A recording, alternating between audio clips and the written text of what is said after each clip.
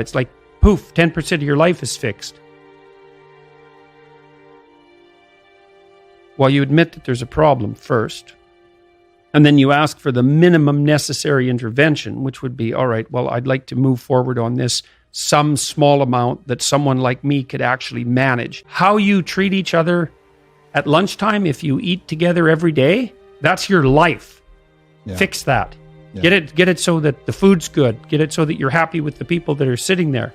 Fix that. If you do not listen to that thing that beckons you forward, you will pay for it like you cannot possibly imagine. You'll have everything that's terrible about life in your life and nothing about it that's good. And worse, you'll know that it was your fault and that you squandered what you could have had.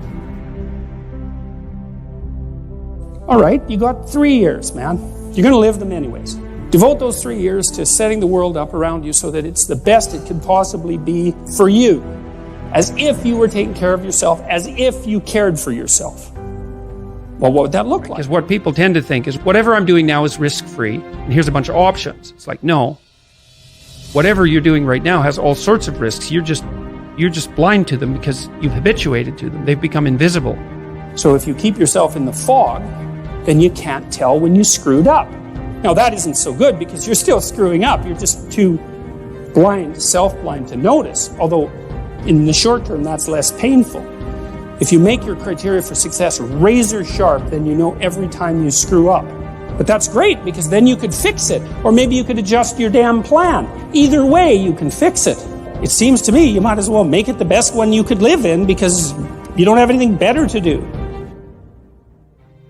But it's not a good comparison because, well, first of all, there's danger in just comparing yourself to others, period, because they're not you, and God only knows what struggles they had to undertake to get to where they were, or what burdens they're currently carrying that you're not aware of.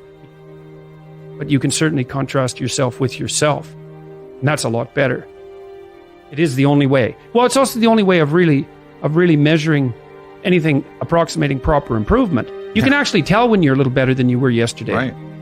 And you can actually do that. That's another thing that's so interesting about it, is that you can actually make yourself a little better in some way, pretty much, well, I don't know if it's at every moment, but you can certainly do it every day. Be careful who you share good news with. How do you know if you're drinking too much? You regret what you do when you're drinking. It's interfering with other important goals. It's causing you financial distress. It's getting you in trouble with your friends or your family. It's getting you in trouble with the police. Stop abusing substances if you can, right? If you see that they're hurting you. Physical health. Are you in decent shape? Are you strong and coordinated? And if you're not, you'd be better if you were. You'd feel better, you'd be more effective, you'd live longer, you'd be less sick.